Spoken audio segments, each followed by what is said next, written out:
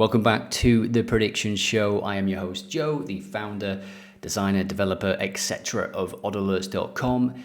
In this show, there's only one place we are going to start and look, and that is, of course, the Champions League, because the knockout rounds are about to start. Without further ado, let's get into it.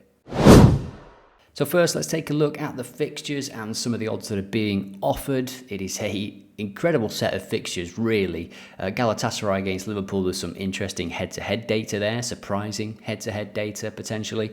And you can see that Galatasaray are 4.5 to win, which is a value bet with our probability model. Liverpool 1.81 to win. I think most Liverpool fans would take a draw, which is incidentally 4.25. A draw unlikely in Newcastle against Barcelona, BTTS at 1.46, over 2.5 goals at 1.48. The bookies are expecting goals here, and actually I'm quite surprised to see that they are struggling to find a winner between Newcastle and Barcelona. Barcelona really the better team, if we're being honest, but how much of an advantage will St James's Park be on a Champions League knockout night?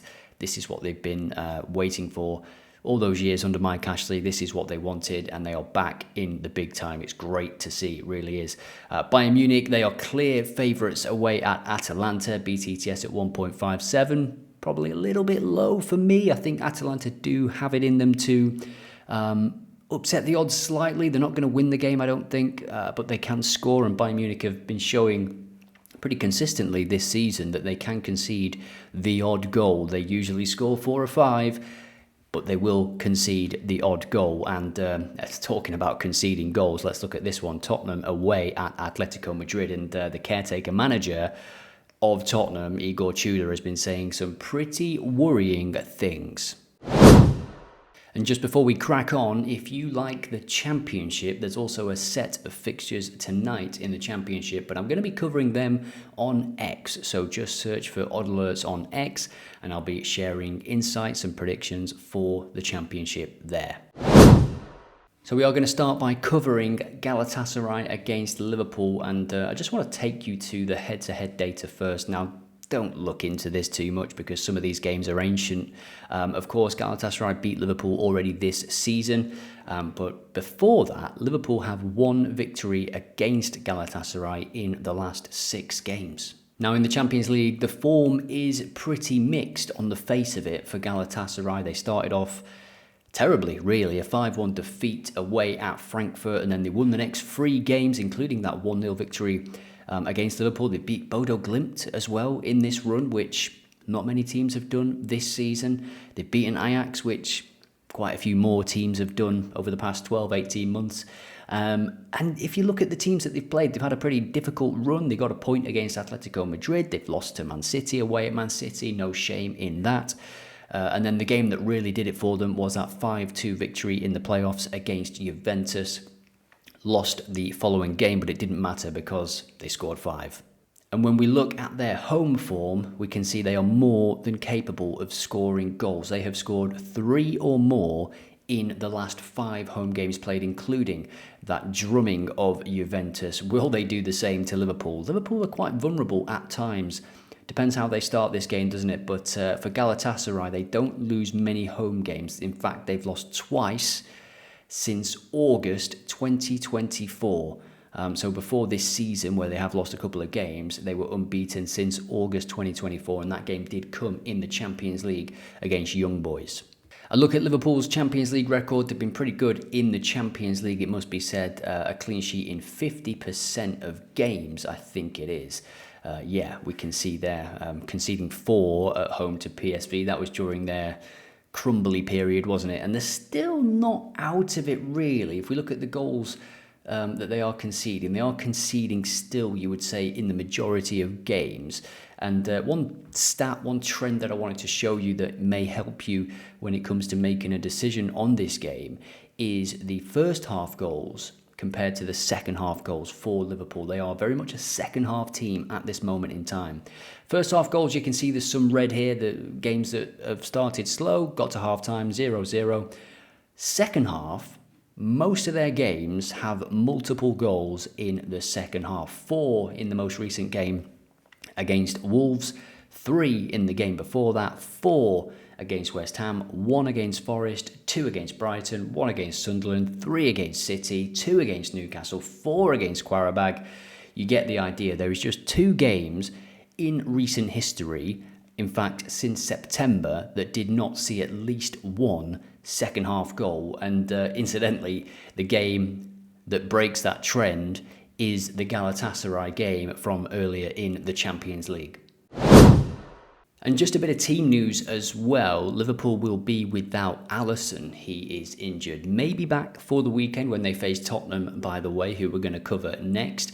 But this is what I'm on for this game. We have both teams to score, both teams to receive a card, and most goals to be scored in the second half. As always, let me know what you think about this one in the comments. I think people are underestimating, including the bookies, Galatasaray and how much weight they will put on this competition. Don't get me wrong, Liverpool not going to win the Premier League, so this is a massive game for them as well. But in my eyes, I do see Liverpool trying to keep this game tight, which leans into the second half goals, which have been so fruitful for Liverpool in recent times. Anyway, Galatasaray will attack Liverpool, and it is a very, very tough place to go and play, as Juventus found out recently.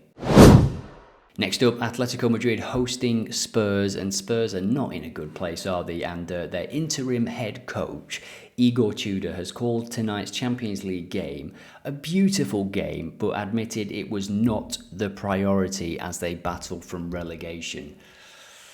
There's a few things to unpack there, isn't there? But in terms of what you want from a manager, going into a game like this away from home, there's just something about the lack of mentality there with that kind of statement, I think. And I would not be betting against Atletico Madrid tonight. But can Spurs score? Ironically, I think they would have got further in the Champions League with Thomas Frank at the helm.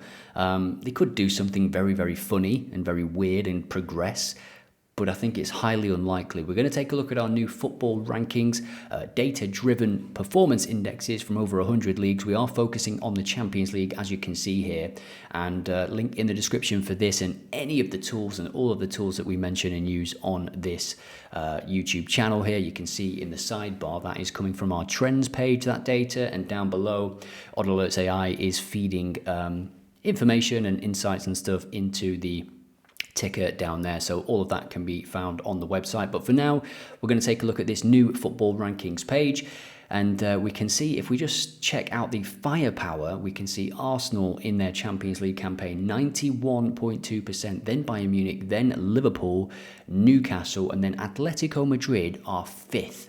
So we're going to check out another of our indexes, which is the Fortress Index. Now, you can click on any of these to see what they mean, and the Fortress quantifies defensive resilience. So look what happens when we click this. Arsenal first, Tottenham second. As I say, their Champions League campaign has not been terrible by any stretch, and Thomas Frank, I think, would have done a good job as they get to these knockout stages. Some managers are just better suited to this type of football, knockout football, international football. Some managers absolutely thrive on it. And Tottenham going away to Atletico Madrid, I think this is the kind of game he would have set up with a back 5, but it might have given him a better chance to progress. So the top 5 teams, 4 of them are from England for the Fortress rating. Arsenal, no surprise there. Tottenham, Liverpool, Bayer Leverkusen, and Manchester City. So how is that Fortress rating going to crumble with Igor Tudor at the helm? Now we are checking out the clutch rating, which is the finishing instinct, measures a second half impact, the ability to score when it matters most. Atletico Madrid, 2nd for this. Arsenal, again, top. They have been near perfect, really, in the Champions League this season, no doubt about that. So Atletico Madrid 2nd for clutch, which is a second half goals indicator. And what about chaos, my favourite new index that we have created here? Games that just provide chaos and pure entertainment. It is an entertainment index, really. Barcelona top of the pile, no surprise there. Atletico Madrid 81.5, Bodo Glimt are there as well. Let's take a look at the form of both of these teams. So checking out the goals tab, both teams are scoring pretty much a decent amount of goals, 2.4 per game for Atletico Madrid, conceding 19 goals, 1.9 per game. Second in the chaos ranking, and compared to Spurs, under Thomas Frank, 0.88 per game. I think the people at Spurs may have made a mistake. What do you think? When they sacked Frank, did they check out his Champions League data? A clean sheet in 75% of games. For Atletico Madrid, BTTS in 90% of games. Usually, if you would someone just looking at this data and you said one of them is Spurs and one of them is Atletico Madrid, you would surely flip them. You would reverse them. You would think that it was the other way around. Clean sheet in 75% of games. That's surely a Diego Simeone team. No, it's a Thomas Frank team in the Champions League. And this is how they have got to this stage. And the last playoff game that they played, 4-1 and 3-3, plenty of goals. They lost to Bodo Glimt as well. Another victim of Bodo Glimt, and BTTS in all but one game, and that was away at Arsenal, because, you know, Arsenal are pretty good at defending. This is the form of Spurs in the Champions League. They've conceded to just two teams, Bodo Glimt and PSG. No shame there, really. Away at PSG and away at Bodo Glimt as well. Their home form, they haven't conceded a single goal. Away from home, they've won just once. So what's going to happen in this one? Remember to get your comments in for your chance to win OddAlerts Pro. You can comment any of your predictions for tonight's games. I look forward to reading them, and I will announce the winner in the next video. And just quickly looking at the card data here, we can see that Spurs have received a card in every single Champions League game so far. And the same is true of Atletico, but for 90% of games. Their opponents have been booked in every game as well. And as we get into these knockout games, the jeopardy, of course, increases, which for me does result in more cards, more tactical fouls, especially when someone like Atletico Madrid is involved. So for this game, I am going to go with this. It is Atletico Madrid to score in the second half. We saw that clutch rating on our new football index. BTTS to land, Tottenham to have some kind of impact on this game. They need something to take back to London. And over one card for Atletico Madrid is 3.5. Let me know what you think about this one in the comments. Next up, Newcastle against Barcelona. So Newcastle hosting Barcelona. I'm just checking out the football form guide here. I've created a mix of leagues, just some of my favourite leagues from around Europe. And we can see when we're looking at BTTS here, Newcastle 10 of the last 10. It's actually more than that, as we'll see in a moment. And now looking at the form guide just for La Liga, we can see corners 4 per 90, 8.3 per game for Barcelona. That is quite a jump from 6.2, and this is across the last 6 games. You can check out this tool and create your own settings in a matter of seconds, link in the description. When we rank by XG, Barcelona stay at the top. Incidentally, Atletico Madrid also there. Goals for Atletico Madrid jump above Barcelona. Barcelona 12 goals in the last 6. That's 2 per game for you mathematicians out there. So plenty of corners, plenty of goals. Let's take a look at the fixture. So both teams averaging 2 points per game across the Champions League. But it is the goal difference, which is quite surprising maybe. Newcastle have a better goal difference, but of course the Qarabag game sticks out, doesn't it? The 6-1 victory will obviously inflate that.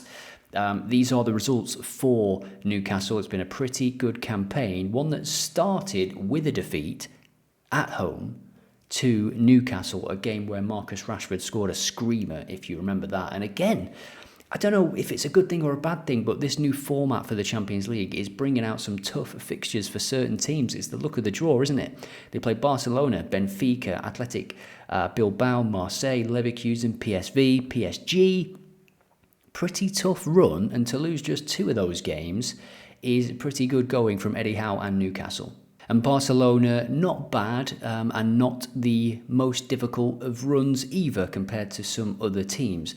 Away from home, though, they have conceded 2 or more in 3 of their 4 games. They didn't keep a clean sheet away at Newcastle in that first game. They lost 3-0 at Chelsea, which was a bit of a surprising game. And when we look at the cards here as well, I mentioned that cards will go up naturally given the increased jeopardy. 2.3 cards for the opponents of Newcastle on average in the Champions League so far, and 2.13 for Barcelona's opponents. I mean, when you think of the players at the top end of the pitch for both of these teams, you can see why those numbers are quite high. And the referee is Marco Guida, who in his Champions League campaign so far has produced a card in every single game, and he has produced a second half card in every single game. Looking at his combined data, 2.64 cards per second half compared to 1.49. He doesn't book both teams as much as some other referees, but I can see cards in this game, given the way Newcastle played, the players that they have in the middle. I think they'll want to get into Barcelona and not let them play their football. Our probability model is favouring Barcelona, 53% chance it gives it. That's 1.88 as implied odds, and we can check out the odds right now because 2.4 is the best you're going to get for Barcelona, and I think it's quite surprising to me that the odds are that high, but it just shows what impact St James's Park might have, and we can check out the recent form of Newcastle overall. They are conceding goals, especially at home, so I think it's probably a decent bet to take Barcelona at those odds when you can get them. They are a good team. They've already beaten Newcastle at Newcastle this season as well. So with all that said, here is the selection. Over 0 cards, so yeah, over 0.5 cards for Newcastle in the second half. Both teams to receive a card, and Barcelona to win or draw this game. Worse teams than Barcelona have scored and got results at St James's Park recently. How much of an impact does the St James's Park Under the Lights Champions League have on the players? We've seen it have a massive impact in the past, but you're not playing Barcelona every week. And I quite like that selection because it could end 0-0 and still be a winner. This could easily be a tight game, or it could also, I think, more likely be a bit of a basketball game. And if it does get into that kind of state, Barcelona have the players that can really, really hurt you if this game gets stretched. So it'll be in Newcastle's best interest to try and control Barcelona as much as they can. How do you do that? You stop them by fouling them. That's why I think there'll be cards. Newcastle to get more cards as well is something that crossed my mind, as did quite a few player prop items, but without the lineups, I didn't want to put them on this video, so stay tuned to X for any potential predictions that include player prop data a little bit later today. So they are my predictions. You may be thinking, what about Atalanta against Bayern Munich? Well, we're gonna let OddAlerts AI do that one. Let's give it a generation here. Let's see what we get back. As I said in the intro, I think this could be a kind of 3-1, 4-1 game. We can see the match preview here. Bayern's unstoppable away tack meets Atalanta's home scoring machine. Let's have a look. We'll scroll down to the verdict. Both teams are primed to find the net, and the match is set to exceed over 2.5 goals. Over 2.5 goals and BTTS, both most likely outcomes. And it is suggesting a builder here, Bayern to win and over 2.5 goals, which, as I said in the intro, we can just double check this. They, in recent times, are winning games and conceding goals. 4-1 against Borussia Mönchengladbach, 3-2 against Dortmund, 3-2 against Frankfurt. They got a clean sheet against Werder Bremen, against Leipzig, and then 5-1, 2-2, 2-1, lost, 5-1, 3-1, 8-1.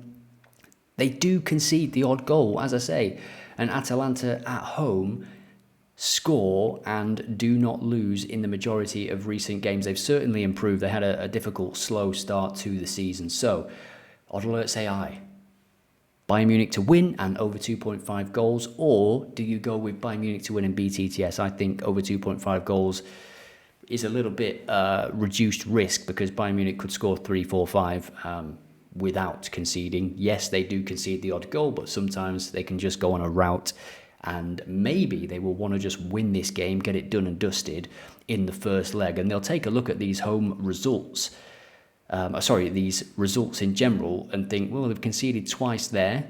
we're better than Udinese. They've conceded twice against Lazio, we're better than them. They've conceded twice against Sassuolo, we're better than them. So they will be licking their lips potentially at the chance of going there and potentially putting this tie to bed in the first leg. Thanks for watching. If you enjoyed this one, don't forget to like and subscribe if you want to see more content like this. 1,000 likes is the target. If it's hit, I'll be back tomorrow morning with another video for the next games on Wednesday. See you in the next one.